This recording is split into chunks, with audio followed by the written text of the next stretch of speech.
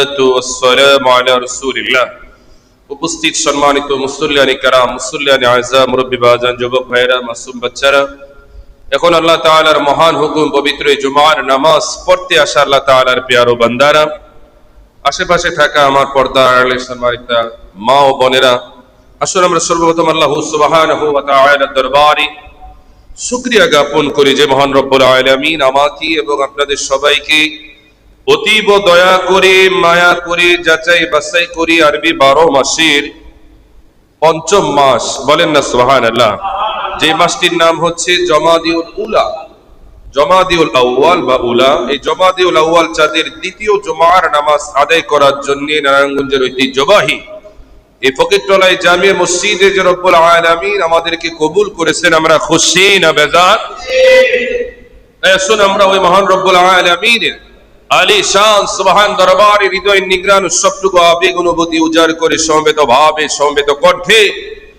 একসাথে সিংহের মতো গর্জন করে চিল্লায়ে পড়ি আলহামদুলিল্লাহ। তার সাথে সাথে লক্ষ কোটি কোটি দুরূদ ও সালামের নজরানা ওই নবীর নূরানি কদমে যেই নবীজি নামাজ ফরজ হওয়ার পর থেকে জাহিরি জিন্দেগি যতদিন আমার নবীজি জমিনে ছিলেন এবং শেষ নিঃশ্বাস পর্যন্ত আমার নবীজি উম্মতকে বারবার নামাজের কথা তাগিদ দিয়েছেন। জোরে বলেন না ইয়া রাসূলুল্লাহ।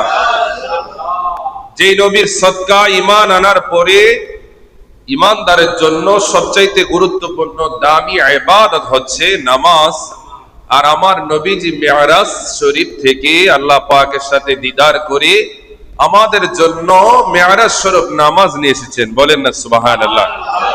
আসুন আমরা আলোচনার প্রারম্ভে ওই নবীর নূরানি দরবারে ছোট্ট করে দরুদ ও সালামে নজরানা পেশ করি, সকলে সম্মিলিত ভাবে পড়ি সাল্লাল্লাহু তাআলা আলাইহি ওয়াসাল্লাম।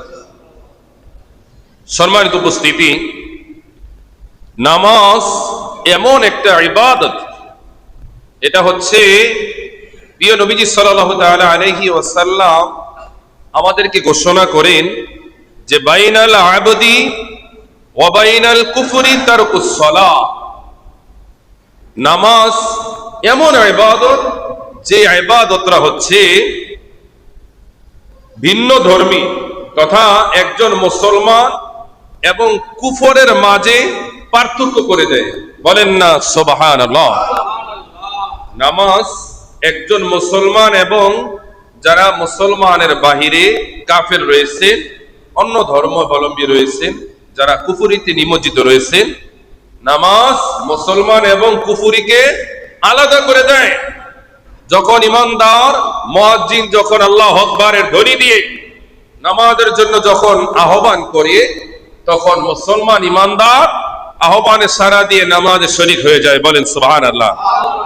আর বেঈমান কাফের তারা নামাজ থেকে কি করে নেয়? মুখ ফিরিয়ে নেয়। কি করে নেয়? মুখ ফিরিয়ে নেয়। সেজন্য যারা ইসলামের লেবাসের মধ্যে থেকে যারা ইচ্ছাকৃতভাবে একাধারে নামাজ ছেড়ে দেয়, তাদের সাথে ওই ভিন্ন ধর্মের মানুষের সাথে কোনো পার্থক্য, কথা বলে পার্থক্য নাই। আল্লাহ যে ভাইয়েরা 5 ওয়াক্ত সালাত পড়ে না, জুম্মাও পড়ে না, ঈদের নামাজও পড়ে না, যাদের নামাজের প্রতি তেমন কোনো খেয়াল নাই, কোনো গুরুত্ব নাই, কোনো ভালোবাসা নাই, মহাব্বত নাই, টান নাই, কোনো ফিলিংস নাই, কোনো অনুভূতি নাই, আল্লাহ ওই ভাইদের অন্তরে যেন নামাজের মহাব্বত সৃষ্টি করে দেয়। সকলে পড়েন আমিন। প্রিয় হাজিরিন, মহাগ্রন্থ আল কোরআনে 5টি ফরজের মধ্যে সবচাইতে বেশি কথা রব্বুল আলামিন নামাজের কথা আলোচনা করেছেন। বলেন না সুবহানাল্লাহ। এক জায়গায়, দুই জায়গায় নয়, 10-20 জায়গায় নয়, প্রায় 82টি জায়গায় রব্বুল আলামিন নামাজের কথা আলোচনা করেছেন। বলেন সুবহানাল্লাহ। শুধু তাই নয়, প্যারা নবীজি সাল্লাল্লাহু তাআলা আলাইহি ওয়াসাল্লাম আমাদেরকে নির্দেশনা দেন যে নামাজ এটা তোমাদের জন্য এমন একটা ইবাদত যে ইবাদতের জন্য নির্দিষ্ট কিছু কাজ আছে, নামাজের জন্য নির্দিষ্ট কিছু শর্ত আছে। জোরে বলেন আছে কি নাই? আমরা ছোটবেলায় পড়তাম নামাজের ভিতরে ও বাহিরে কত ফরজ? আওয়াজ দেন। আপনারা পড়েন নাই? মসজিদে পড়েন নাই? নামাজের ভিতরে ও বাহিরে কত ফরজ? আমি বললে তো হবে না, আপনারা একটু বলেন। নামাজের ভেতরে ও বাহিরে 13 টাকায় রয়েছে। আপনারা পড়েন না এগুলো? তো নামাজের ভেতরে ও বাহিরে 13 ফরজ। ধরে বলেন কত ফরজ? 13 ফরজ। বাহিরে 7 ফরজ, ভিতরে 6 ফরজ। এই টোটালি 13 ফরজ। আমরা 13 ফরজ নিয়ে সামনে ইনশাআল্লাহ আলোচনা করব। আজকে নামাজের গুরুত্ব নিয়ে ইনশাআল্লাহ আমাদের আলোচনা হবে। বলেন সুবহানাল্লাহ। তার মধ্যে খেয়াল করেন, নামাজের যে শর্তগুলো রয়েছে, এই 13টা শর্ত নামাজের জন্য বাধ্যতামূলক, ফরজ। একটা ফরজ যদি কম হয়, নামাজ হওয়ার কোনো সুযোগ নাই। এর মধ্যে অন্যতম হচ্ছে, নামাজি বান্দা যারা, তাদের অবশ্যই অবশ্যই পবিত্রতা অর্জন করতে হবে। জোরে বলেন, কি অর্জন করতে হবে? পবিত্রতা। এবং 2 নম্বর শর্ত হচ্ছে কিবলামুখী হতে হবে। নামাজের জন্য পবিত্রতার শর্ত, কিবলামুখীও শর্ত, এবং নামাজের জন্য নিয়ত করা। এই যে আমরা নাওয়াইতু নুসাল্লি লিল্লাহি তাআলা, এই যে রাকাতাই সালাতুল জামাআতি, এই যে আমরা এই যে জুমার নামাজের, জোহরের নামাজের, আসর, ফজর, এগুলো নিয়ত করি, এগুলো হবে মুস্তাহসান বা মুস্তাহাব। এগুলো করতে পারলে সওয়াব, ভালো নেকের কাজ। না করলেও নামাজ হয়ে যাবে। কিন্তু নামাজের নিয়ত ফরজ কোনটা? যখন জুম্মার জন্য আহ্বান করা হয়, আমার তো জুম্মার নামাজ পড়তে হবে, এই যে পড়তে হবে, পড়ার জন্য যখন আপনি ওযু করলেন, মসজিদমুখী হলেন, এই নিয়তটাই হচ্ছে আমার আপনার জন্য নামাজ ফরজ। কন্যা সুবহানাল্লাহ। এবং নামাজের জন্য নির্দিষ্ট রুকুন রয়েছে, কেরাত রয়েছে। নামাজের জন্য রুকু সেজদা আছে কি নাই? নামাজের জন্য 2 হাত প্রয়োজন হয়, 2 হাঁটুর প্রয়োজন হয়। তারপর হচ্ছে সেজদা করার জন্য কপালের, নাকের প্রয়োজন আছে কি নাই?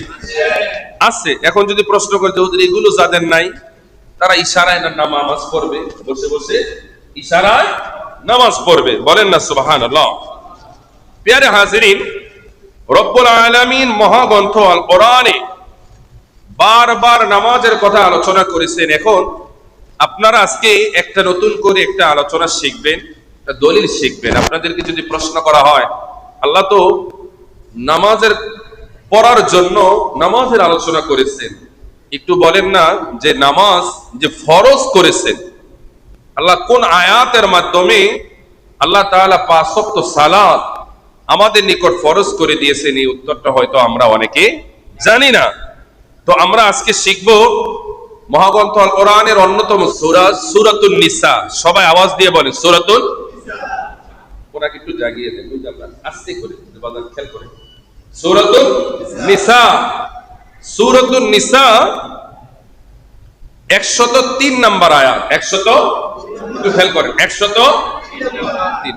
সকলের আপনারা যেভাবে বসছেন না, বসাটা একটু আমার দিকে একটু হেলান দেন, বুঝলেন নাই? এদিকে বসলে এদিকে দেন, এদিকে বসলে একটু এদিকে দেন, মাশাআল্লাহ। তো সূরা নিসার 103 নম্বর আয়াতের মধ্যে রব্বুল আলামিন নামাজকে ফরজ করে দিয়েছেন। বলেন না সুবহানাল্লাহ। আল্লাহ পাক রব্বুল আলামিন বলেন, ইন্নাস সালাতা কানাত আলাল মুমিনিনা কিতাবাম মাওকুতা। বলেন আল্লাহু আকবার। রব্বুল আলামিন বললেন, নিশ্চয় নামাজ মুমিনদের উপরই নির্দিষ্ট সময়, নির্ধারিত সময় আমি আল্লাহ ফরজ বানিয়ে দিয়েছি। সুবহানাল্লাহ বলেন। নামাজ কিন্তু 24 ঘন্টা ফরজ নয়, এটা নির্দিষ্ট সময়, নির্ধারিত সময় আমার আল্লাহ ফরজ করে দিয়েছেন। বলেন না সুবহানাল্লাহ। শুধু তাই নয়, মহাগ্রন্থ আল কোরআনের সর্ববৃহৎ সূরা, সূরাটার নাম হচ্ছে সূরাতুল বাকারা। 286টি আয়াত, প্রায় 2.5 পারা নিয়ে এই সূরাটা। এই সূরা বাকারার 43তম আয়াতে তথা 1 পারার 6 পৃষ্ঠার মধ্যবর্তীতে রব্বুল আলামিন কি সুন্দর আলোচনা করলেন। এই আয়াতের মাধ্যমে আল্লাহ তাআলা নামাজও আমাদের জন্য ফরজ করে দিলেন। রব্বুল আলামিন বললেন, وأقيموا الصلاة وآتوا الزكاة واركعوا مع الراكعين। আল্লাহু আকবার।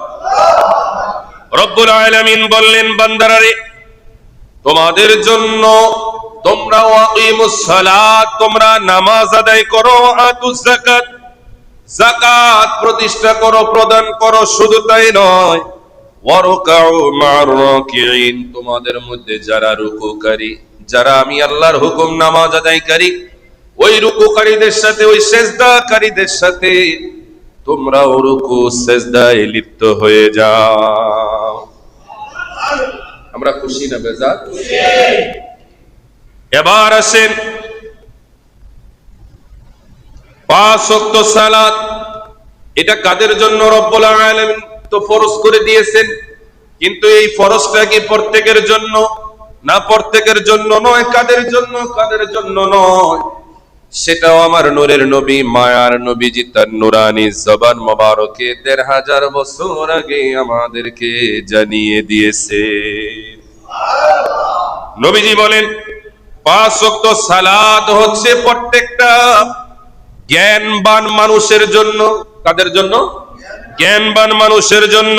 1 নাম্বার হচ্ছে তার ভিতরে জ্ঞান থাকতে হবে যে নামাজ পড়লে যে সওয়াব হবে, নামাজ যে আল্লাহর হুকুম, নামাজের মাধ্যমে যে নাজাত পাওয়া যাবে, নামাজের মাধ্যমে যে জান্নাত পাওয়া যাবে, নামাজ না পড়লে শাস্তি হবে, দুজকের আগুনে জ্বলতে হবে, আল্লাহর হুকুম অমান্য হবে। এই যে জ্ঞান, এই জ্ঞানটা যার ভিতরে নাই তার জন্য নামাজ নাই। এমন কোন মূর্খ নাই, এমন কোন জাহেল নাই। আরে ভিন্ন ধর্মের মানুষও জানে নামাজ না পড়লে শাস্তি আছে। কথা কোন ঠিক কিনা? রাস্তাঘাটে চলার প্রতি যত দিন মজুর দেখেন, মুচি দেখেন, চামার দেখেন, রিস্কাওয়ালা, অটোওয়ালা, যত মানুষ দেখেন, যারা নিজের নাম লিখতেও কলমটা বারবার ধরতে হয়, ক লিখতে গিয়ে অনেক সময় অনেক কিছু লিখে ফেলে, কলিকাতা লিখে ফেলে, ওই মানুষগুলো কেউ যদি জিজ্ঞেস করে নামাজ না পড়লে শাস্তি আছে কি নাই, সেও বিনা দলিলে বলবে নামাজ না পড়লে শাস্তি আছে। তাহলে তুই ফরজ না কি? আরে কয় সারাদিন কাম কইরা কুলাই না, নামাজ পড়বো কিভাবে? এরকম আছে কি নাই? আমার আপনার চাইতেও হাজার হাজার গুণ কষ্ট করেও মানুষ আল্লাহর ইবাদত বন্দেগী এই জমিনে করতেছে। বলেন না সুবহানাল্লাহ। যারা মরুভূমিতে কাজ করে, ওই মানুষগুলোর কষ্ট কম না বেশি? এমনও দেশ রয়েছে সুদান, আফ্রিকার, যেই দেশের মানুষ ঠিক মতো 3 বেলা, 1 বেলা পেট ভরে খেতেও পারে না, তারাও কিন্তু নামাজ পড়ে। কথা কোন ঠিক কিনা? আমাদের দেশে যত অসহায় দুস্থ মানুষ রয়েছে, 3 বেলা না পারুক 1 বেলা পেট ভরে খেতে পাওয়ার মানুষ আছে কি নাই? আছে। এই যে আমাদের কাছ থেকে যারা সহযোগিতা চায়, অসহায় দরিদ্র গরিব মানুষ রয়েছেন, তারাও কিন্তু পেট ভরে খেতে পারে। কথা কোন ঠিক কিনা? প্যারে হাজিরিন, এজন্য নামাজ শর্ত হচ্ছে 1 নাম্বার কাদের উপরে ফরজ? যারা জ্ঞানবান। জোরে বলেন কি বান? জ্ঞানবান। 2 নাম্বার হচ্ছে প্রাপ্তবয়স্ক পুরুষ ও মহিলাদের উপরে আমার আল্লাহ তাআলা নামাজকে ফরজ বানিয়ে দিয়েছেন। প্রাপ্তবয়স্ক পুরুষ এবং মহিলা। জোরে বলেন, প্রাপ্তবয়স্ক পুরুষ মহিলাদের উপরে আমার আল্লাহ তাআলা কি করে দিয়েছেন? ফরজ করে দিয়েছেন। এটার জন্য নূরের নবীজি ছেলেদের 7 থেকে সর্বোচ্চ 9 বছর, মেয়েদেরও 9 থেকে 12 বছর, মেয়েদের 9 থেকে 12 বছর, ছেলেদের 7 থেকে 9 বছর। এই 9 বছর পর্যন্ত আপনি তাকে নামাজের জন্য আহ্বান করবেন, কিন্তু 9 এর পরে গিয়ে তাকে আপনার নামাজের জন্য প্রয়োজনে কি করতে হবে? প্রহার করা। আমার নবীজি নির্দেশ দিয়েছেন, কারণ দুনিয়াতে আপনি যদি তাকে প্রহার করেন, সে যদি একটু কষ্ট পায়, ক্ষণিকের এই দুনিয়ার একটু কষ্ট আখিরাতের আবাদান আবাদা চিরস্থায়ী কষ্ট থেকে আমার আল্লাহ তাকে বাঁচিয়ে দিবেন। বলেন না সুবহানাল্লাহ। ক্ষণিকের একটু কষ্ট আখিরাতের চিরস্থায়ী কষ্ট থেকে মুক্তি হবে আমার আপনার একটু শাসন। আজকে আপনি আপনার স্ত্রীকে বুঝাবেন যে, ও প্রিয় সহধর্মিনী, আমার সন্তান যদি নামাজ না পড়ে, তুমি বুঝাবে যে তোর বাবা নামাজ না পড়লে অনেক কষ্ট পায়, এমনকি আমাকেও ছাড় দেয় না, তুই তো সন্তানই বাবা, অন্তত বাবার ভয় হলো নামাজটা পড়, নামাজটা পড়, নামাজটা পড়। তোর বাবা কষ্ট পায়, তুই নামাজ পড়লে তুই যা চাস তাই দিবে। সন্তানকে উৎসাহ দিবেন, ইবাদতে উৎসাহ দিবেন। স্বামীর অনুপস্থিতিতে স্ত্রী বাবার প্রশংসা করে নামাজের কথা বলবে, আবার স্ত্রীর অনুপস্থিতিতে বাবা মায়ের প্রশংসা করে নামাজের কথা বলবে, যে তোর মা তুই দুনিয়াতে আগমনের আগে সব সময় দোয়া করেছে, আল্লাহ আমার সন্তান জমিনে যে আসবে সে যেন নামাজি হয়। কি হয়? নামাজি হয়, নামাজি হয়। আজকে আমরা আমাদের 5 ওয়াক্ত সালাত পড়তে পারি না, মাদ্রাসায় ঠিক মতো পড়ি নাই, অথবা আমাদের ইসলামিক তেমন জ্ঞান নাই, কিন্তু আমরা কিন্তু আমাদের সন্তানদেরকে নিয়ে জান্নাতের আশা করি। আরে কথা কোন ঠিক না? আমাদের সন্তানদেরকে নিয়ে আমরা কিসের আশা করি? জান্নাতের আশা করি। যে না, আমি খারাপ হয়েছে, আমার সন্তান যেন খারাপ না হয়। আমি ইসলামী তেমন জ্ঞান অর্জন করতে পারিনি, আমার সন্তান যেন ইসলামের জ্ঞানগুলো অর্জন করতে পারে। আমি কোরআন হাদিস বুঝি নাই, শিখি নাই, জানি নাই, আমার সন্তান যেন বিশ্ববরেণ্য হাফেজ আলেম হতে পারে, এরকম আশা আমাদের আছে কি নাই? প্রিয় হাজিরিন, তো এই জন্য খেয়াল রাখবেন, যাদের ছেলে মেয়ে 10 বছরের বেশি হয়ে গেছে তাদের উপরে নামাজ আমার আল্লাহ ফরজ করে দিয়েছে।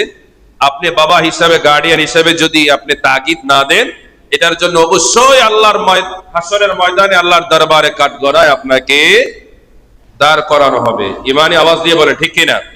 এই জন্য আমরা তাগিদ দিতে চাই কি চাই না? এখন প্রশ্ন আসতে পারে, আরে তাগিদ কিভাবে দেব? বাবা তো নিজেই নামাজ পড়ে না, মা তো নিজেই নামাজ পড়ে না, এরকম মা বাবা আছে কি নাই? যে মা বাবা নিজেই নামাজ পড়ে না, ওই মা বাবা কি করে সন্তানকে নামাজের কথা বলবে? এজন্য আগে আপনাকে আমাকে নামাজের মাধ্যমে পরিবর্তন হতে হবে, এবং সন্তান এগুলো দেখে দেখে শিখবে।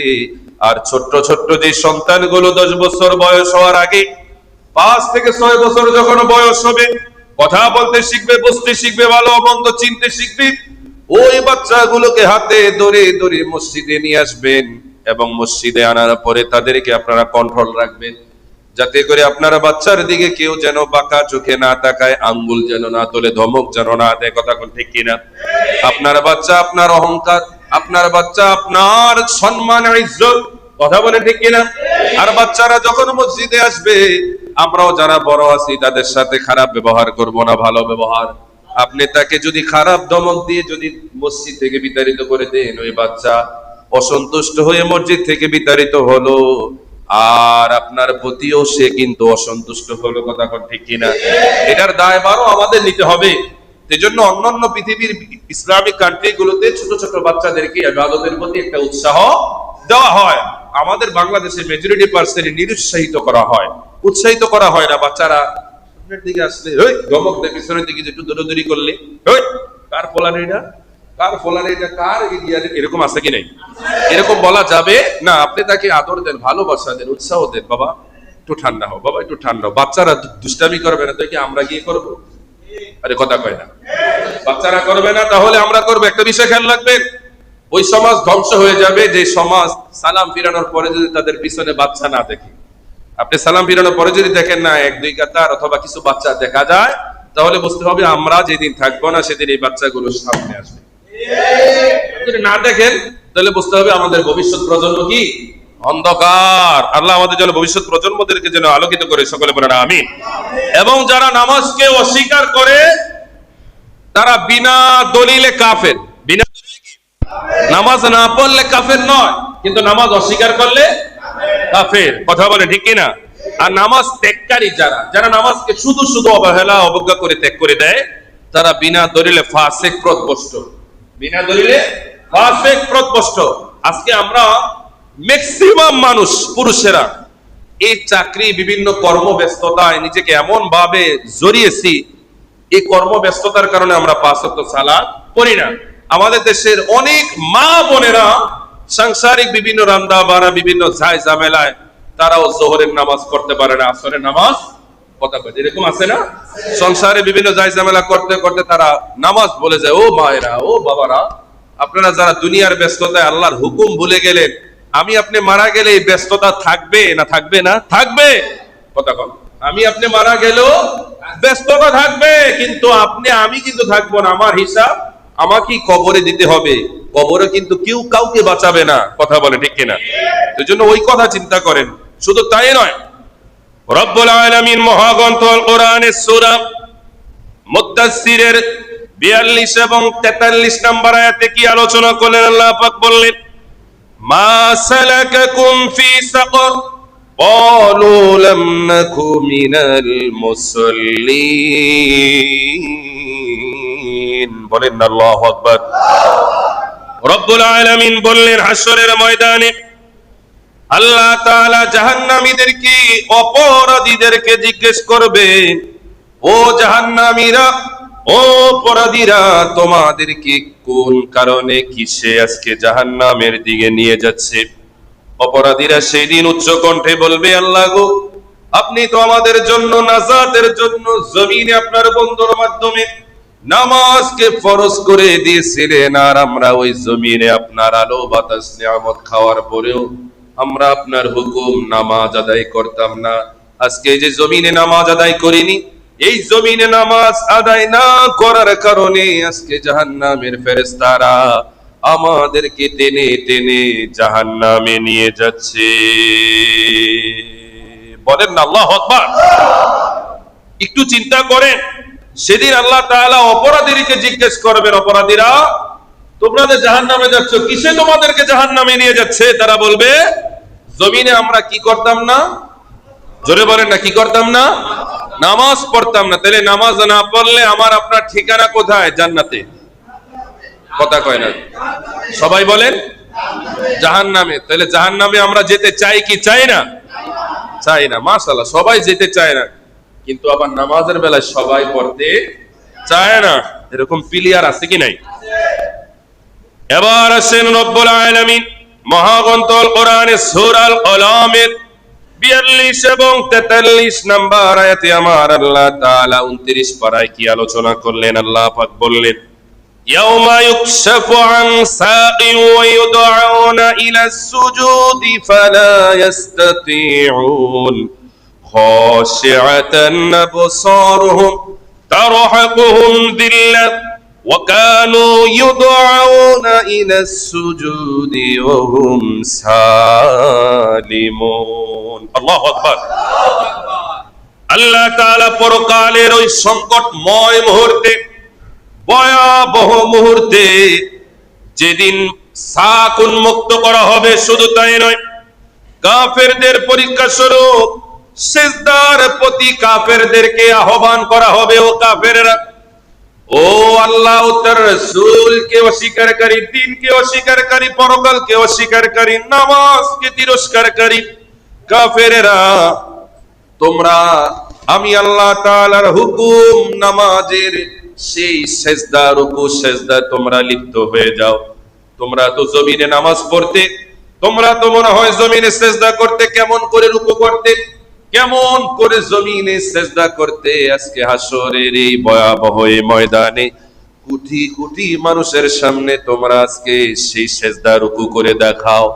সেদিন কাফের যারা, নামাজ ত্যাগকারী যারা, ফাসিক যারা, তাদের পিঠ আর রুকুতে পৌঁছবে না, সেজদায় তারা যেতে পারবে না, কেননা তাদের পুরো দেহটা পাথরের মতো শক্ত হয়ে যাবে। বলেন নাউজুবিল্লাহ। সেদিন তাদের পিঠ পাতের মতো, পাথরের মতো, লোহার মতো শক্ত হয়ে যাবে। ইচ্ছে করলেও তারা রুকু দিতে পারবে না, ইচ্ছে করলেও তারা সেজদা দিতে পারবে না। এজন্য আল্লাহর হুকুম অমান্য করার কারণে তারা লজ্জায় পড়ে যাবে, লজ্জায় পড়ে যাবে। তাদের দৃষ্টিটা নিম্নগামী হয়ে যাবে। লজ্জায় তারা তাদের চোখ উপরের দিকে, আল্লাহর দিকে তুলতে পারবে না। অপমানে অপদস্থ হয়ে, লজ্জায় নিমজ্জিত হয়ে তাদের চক্ষুটা নিচের দিকে চলে যাবে। ভাইরা আমার, অথচ আল্লাহ তাআলা তাদেরকে জমিনে সেজদা করার জন্য আহ্বান করেছিলেন, অথচ ওই সময় তারা ইচ্ছে করলে সেজদা করতে পারত। আল্লাহ তাদেরকে পরিপূর্ণ সুন্দর একটা সুস্থ দেহ, আল্লাহর দেওয়া বান্দার জন্য দামি হচ্ছে শারীরিক সুস্থতা। জোরে বলেন সুবহানাল্লাহ। রিজিকের সবচাইতে বড় স্তর, সবচাইতে বড় রিজিক হচ্ছে একটা বান্দার জন্য শারীরিক সুস্থতা এটা হচ্ছে রিজিকের সবচেয়ে বড় স্তর। বলেন না সুবহানাল্লাহ। আবার বলে রিজিকের সবচেয়ে বড় স্তর কোনটা? শারীরিক সুস্থতা। বলেন না সুবহানাল্লাহ। আল্লাহ বলবে বান্দারে আজকে তোমরা হাসরের ময়দানে পাথর হয়ে গেলে, তামা হয়ে গেলে, ও আমার বান্দারা পাতের মতো হয়ে গেলে তোমরা। এমন কেন হলে জানোনি? কারণ আমি আল্লাহ তোমাদেরকে সুস্থ দেহ দিয়েছিলাম, তোমাদের এই জমিনে ইবাদতের জন্য সময় দিয়েছিলাম। সুযোগ দেওয়ার পরেও তোমরা যারা জমিনে নামাজ পড়ো নাই, রুকু করো নাই, সিজদা করো নাই, বান্দারা আজকে আমি আল্লাহ বলার পরেও তোমরা পারবে না, কেননা তোমরা করো নাই।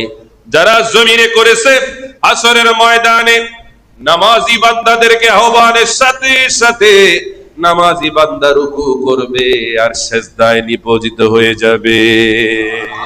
বলেন না আল্লাহু আকবার। এজন্য জমিনে সবচাইতে আল্লাহ তাআলার বান্দার যে ইবাদত সবচাইতে পছন্দ, ওই ইবাদতের নাম হচ্ছে রুকু এবং সিজদা। বলেন না সুবহানাল্লাহ। রুকুর মাধ্যমে বান্দা কার কাছে মাথা নত করে? সিজদার মাধ্যমে বান্দা কার কাছে মাথা নত করে?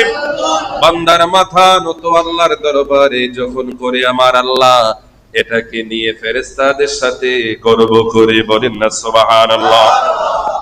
ভাইরা আমার, কয়েকটা হাদিস শরীফ শরীফ নূরের নবী মায়ার নবীজি বুখারী শরীফের মধ্যে বলতেছেন বুনিয়াল ইসলামু আলা খামসি, তোমাদের জন্য তোমরা যারা ঈমান আনয়নের পরে ইসলামের মধ্যে প্রবেশ করেছো, তোমাদের এক নাম্বার দায়িত্ব হচ্ছে তথা শাহাদাতু আল্লা ইলাহা ইল্লাল্লাহ ওয়া আন্না মুহাম্মাদুর রাসূলুল্লাহ, আল্লাহ তাআলাকে এক বলে সাক্ষ্য দেওয়া, আল্লাহর পরে নবীর রিসালাতের উপরে সাক্ষ্য দেওয়া। জোরে বলেন সুবহানাল্লাহ।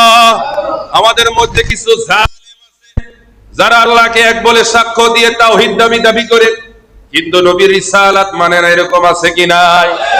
আল্লাহর একত্ববাদের সাক্ষ্য দেয়, নবীর রিসালাতের সাক্ষ্য দেয় না, এরকম আছে কি নাই? আল্লাহ ওই দল থেকে আমাদেরকে হেফাজত করুন। সকলে পড়েন আমিন। নারে রিসালাত। জোরে বলেন না সুবহানাল্লাহ। ভাইরা আমার, শুধু তাই নয়, ঈমান আনার পরে রব্বুল আলামিন বললেন ইকামিস সালাত, নামাজ আদায় করো, ইতাইজ যাকাত, যাকাত প্রতিষ্ঠা করো, ওয়াল হজ্জি, হজ করো, ও সাওমি, রমাদান এবং রমজান মাসে কি রাখার জন্য নির্দেশ দিয়েছেন? রোজা। বলেন না সুবহানাল্লাহ। শুধু তাই নয় নবীজি, আল্লাহর নবী প্রিয়তমা স্ত্রী হযরত উম্মে সালামা রাদিয়াল্লাহু তাআলা আনহা থেকে বর্ণিত, তিনি বলতেছেন হাইনা হুদিরা জাআলা ইয়াকুলু সালাত সালাত, প্রিয় নবীজি সাল্লাল্লাহু তাআলা আলাইহি ওয়াসাল্লাম আমাদেরকে নবীজি ইন্তেকালের আগ মুহূর্ত পর্যন্ত বারবার তার নূরানী জবান মোবারকে বলেছেন উম্মতেরা রে সাবধান সাবধান। কি বিষয়ে সাবধান? নবীজি বলেছেন নামাজের বিষয়ে তোমরা সাবধান সাবধান, সব হিসাব কিন্তু নামাজের মধ্যে হবে। কেননা আমার নূরের নবী মায়ার নবী তার নূরানী জবান মোবারকে বলেন আউয়ালু মা ইউহাসাবু বিহিল আবদু ইয়াউমাল কিয়ামাতিস সালাহ, হাসরের কঠিন ময়দানে কিয়ামতের দিন সর্বপ্রথম বান্দার নামাজের হিসাব হবে। জোরে বলেন আল্লাহু আকবার। ফাইন সাহু ফাইন সালুহাত সালুহা সাইরু আমালিহি, ওই হাসরের ময়দানে যার নামাজের হিসাবটা সহজ হয়ে যাবে, ওয়াইন ফাসাদাত ফাসাদা সাইরু আমালিহি, তার অন্যান্য আমলগুলোকেও আমার আল্লাহ সহজ বানিয়ে দিবে। এজন্যই নবীজি ইন্তেকালের একটু আগ মুহূর্ত পর্যন্ত নবীজি বলেছেন উম্মতেরা সালাত সালাত, নামাজের বিষয়ে সাবধান, নামাজের বিষয়ে সাবধান। নবীজি আরেকটার কথা বলেছেন, নামাজ হচ্ছে আল্লাহর হক। আর আরেকটা বিষয় বলেছেন, এটা হচ্ছে নবীজি বলেছেন তোমাদের দাস দাসীদের বিষয়ে তোমরা সাবধান। বর্তমানে তো দাস দাসী নাই, এখন হচ্ছে, আগে ছিল মালিক দাস দাসী, এখন হচ্ছে মালিক কর্মচারী। মালিক কর্মচারীদের বিষয়ে তোমরা সাবধান, তাদের মাস পুরাবার সাথে সাথে বেতন দেওয়ার দরকার আছে কি নাই? আরে পরিশ্রমের ফসলটা এইভাবে আপনাকে দিতে হবে, একজন দিনমজুর তার ঘাম দেহ থেকে শুকানোর আগে তার পরিপূর্ণ পাওনাটা আপনাকে দিয়ে দেওয়া, এটাই আল্লাহ ও তার রাসূলের হুকুম। বলেন না সুবহানাল্লাহ। আমরা দিতে চাই কি চাই না? জোরে বলেন না, চাই কি চাই না? প্যারে হাজিরিন, আল্লাহ নবীর প্রিয় সাহাবী, সর্বশেষ হাদিস শরীফ ইবনে মাদা শরীফের মধ্যে এসে আল্লাহ নবীর প্রিয় সাহাবী হযরত আবু দারদা রাদিয়াল্লাহু তাআলা আনহু তিনি বর্ণনা করতেছে, আমার নূরের নবী, মায়ার নবী আমাকে উপদেশ দিয়েছেন, হে আবু দারদা, তুমি যদি আল্লাহ ও তার রাসূলের সন্তুষ্টি অর্জন করতে চাও, অবশ্যই অবশ্যই আল্লাহ তুশরিক বিল্লাহ, এই জমিনে তুমি আল্লাহর সাথে কাউকে শরীক করবে না। বলেন আল্লাহু আকবার। শুধু তাই নয়, তোমাকে যদি কেটে টুকরো টুকরো করে ফেলা হয়, এটার জন্য যদি তোমাকে পুড়িয়েও ফেলা হয়, তারপরও শিরিকের মতো এত একটা বড় গুনাহ করা যাবে না। এবার দ্বিতীয়বার নবীজি বললেন, তারপরে তোমরা ইচ্ছে করে ওয়ালা তারকুস সালাত, তোমরা ইচ্ছে করে নামাজ ছেড়ে দিবে না, নামাজ ছেড়ে দিবে না। কেননা ইচ্ছে করে যে ব্যক্তি নামাজ ছেড়ে দেয়, সে আল্লাহ পাকের নিরাপত্তা থেকে সে মুক্ত হয়ে যায়, আল্লাহ তাকে ছেড়ে দেয়।